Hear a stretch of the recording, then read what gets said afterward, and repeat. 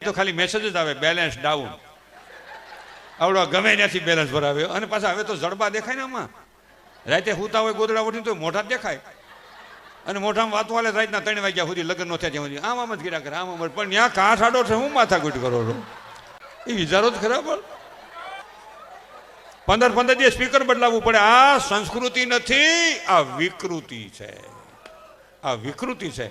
રામ અને સીતાના લગ્ન થાય, એકાબીજાને વરમાળા પહેરાવે બાપુ, એ આપણા હિન્દુ રાષ્ટ્રને નક્કી કરેલો નિયમ છે કે એમાં એકબીજા સમર્પિત થાય.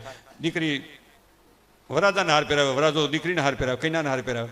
પણ હવે તો નવું નીકળ્યું, એક ટેબલમાંથી બે ઉભા રહીએ. હાર પહેરાવે ત્યાં સુધી બરાબર છે, હાર પહેરાવો જોઈએ. રામ અને સીતાએ હાર પહેરાવેલા છે, રૂક્ષ્મણી અને ભગવાન કૃષ્ણએ હાર પહેરાવેલા. પણ આ તો પાછા આમ એ કંઈક હજડ થઈ જાય છે ફોટા પાડવામાં. આમ પાછા એકબીજા ના કડાડ્યા મેં જોયું એકવાર. એ ના કડાડ્યા હોય તો 2 મહિને સટકે, ન ચાલે. પપ્પા તો પપ્પો કે વહી આવી ક્યાં મગ સોખા બળી ગયા, મગ સોખા કેટલી બળશે. હવે 2 છોકરાની માં હોય તો કરાક તૈયાર. એમાં મારી ખાસ નાની બહેનોને ને નાના યુવાન મિત્રોને કેવું છે, પ્રેમ લાગણી ભર્યા શબ્દોથી, દીકરી તમારી હાહરે જાય, મારી દીકરી હાહરે જાય, થોડોક સમય નબળા પાતળો આવી જાય, થોડુંક વેચાઈ જાય, કોઈ કપલીને આવી જાય, નુકસાન થઈ જાય.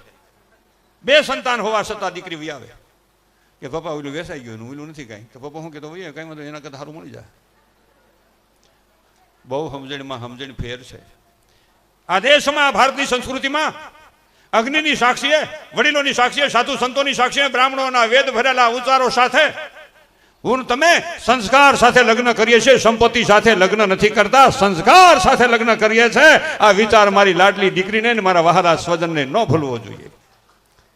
છૂટાછેડાને કઈ મનમાં નહીં મળે ને. બોલો, 40 વર્ષ પહેલા વડીલોને પૂછો તો ખરા, 50 વર્ષ પહેલા કોઈના ગામમાં એક છૂટાછેડા થાય, આખા ગામમાં દેકારો થઈ જાય કે ઓલી દીકરીનું છૂટાછેડા થયા. અને આ તો સવારે એ તો સામાન લઈ ગયા, બસ આપણું આપણે લઈ આવીએ, એનું લઈ આવીએ, એને એક છોકરો એની પાસે, એક આપણી પાસે. આ ઢીંગલા ઢીંગલીની રમત છે.